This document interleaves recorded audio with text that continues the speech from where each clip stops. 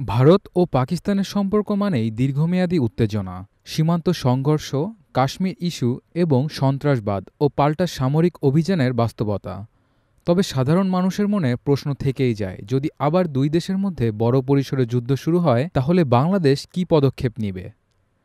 বাংলাদেশের জন্মে ভারতের ভূমিকা ছিল ঐতিহাসিক। ১৯৭১ সালের মুক্তিযুদ্ধে পাকিস্তানের বিরুদ্ধে সরাসরি সামরিক সহায়তা দিয়েছিল ভারত। সেই সম্পর্ক এখনও কৌশলগত ও কূটনৈতিক দিক থেকে গুরুত্বপূর্ণ। গত এক দশকে ভারত বাংলাদেশ অংশীদারিত্ব আরও শক্তিশালী হয়েছে। বাণিজ্য, পরিবহন ও জ্বালানি খাতে দৃশ্যমান উন্নতি হয়েছে। তবে কিছু বাস্তব সংকট অস্বীকার করার উপায় নেই। তিস্তার পানি বণ্টন, সীমান্তে হত্যা, বাণিজ্যে ভারসাম্যহীনতা এবং বাংলাদেশের অভ্যন্তরীণ রাজনীতিতে ভারতের প্রভাব নিয়ে নানা বিতর্ক রয়েছে। মাঝে মধ্যে উত্তেজনা দেখা দিলেও তা কখনোই সংঘাতের রূপ নেয়নি। এ যেন এক ধরনের ঠান্ডা লড়াই।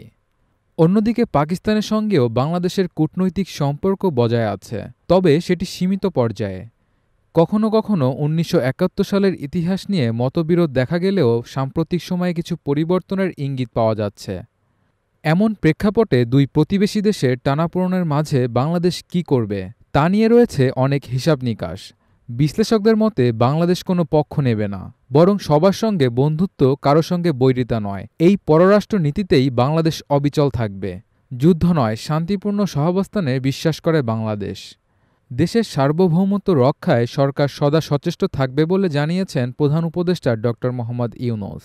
৩০ এপ্রিল ঢাকায় বিমানবাহিনীর এক অনুষ্ঠানে তিনি বলেন, যুদ্ধ আমরা চাই না, তবে যদি পরিস্থিতি যুদ্ধের দিকে যায় বাংলাদেশ তখন আবেগ নয়, বাস্তবতা বিবেচনা করে সিদ্ধান্ত নিবে।